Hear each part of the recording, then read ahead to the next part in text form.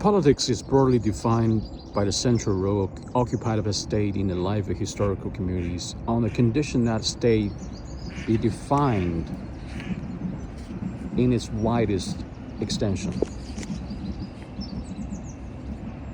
I'm therefore taking it in terms of expressed by Well when he writes, the state is organization of historical community, organized into a state. The community is capable of making decisions.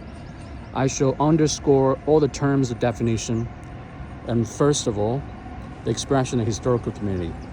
To speak of historical community is to place ourselves beyond a purely formal morality, even if we do not leave, as we shall see later, the ground of ethical intention.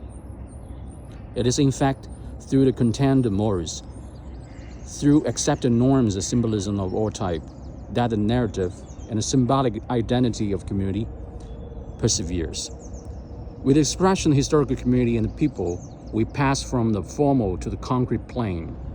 Now, what do we mean by community organized into a state? By the term organization, we are to understand the articulation introduced between a diversity of institutions, functions, social roles, spheres of activity, which make the historical community an organic whole. It is precisely this organization and this articulation that make human action reasonable action. Once again, we have gone beyond a purely formal morality. For rationality, here it is confined to the agreement of the individual with himself in his maxims, but is intended to be the rationalities of the collective practice. The task of political philosophy is therefore defined by its attention to give to that. In political life, is a bearer of meaningful action in history.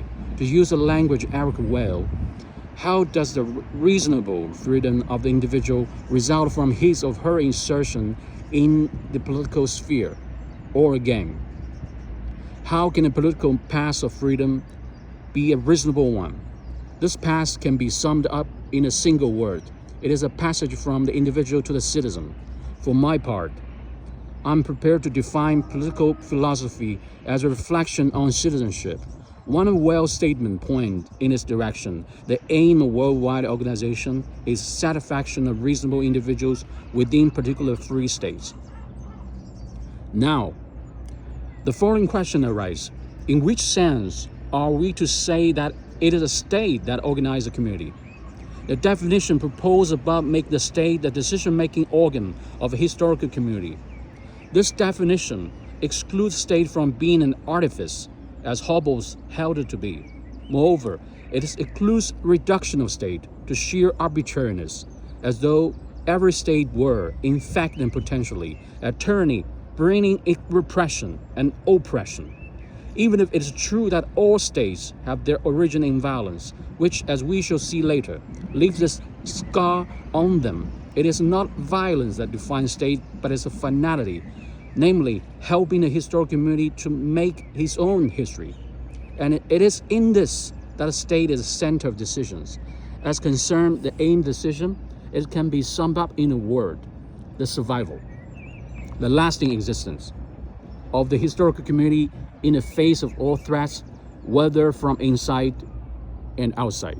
Starting from this will to survive, the analysis split into two directions, defining two different styles of political philosophy, depending on whether one's just from or force. Rationalist philosophies, such as all those of 18th century as well as those of Arden and Well, tend to replace the main emphasis on form rather than on force, while Marxists and thinkers who focus on totalitarianism stress force. Let us state straightforward way that a reflection on force leads directly to the enigma constituted by the phenomenon of power, whereas a reflection on form, better suited to be concrete rational function of state, leads to an emphasis on the constitutional aspects characteristics of state of law. This recite can be served as the appendix for UCL PVP project: prosperity, people, and planet.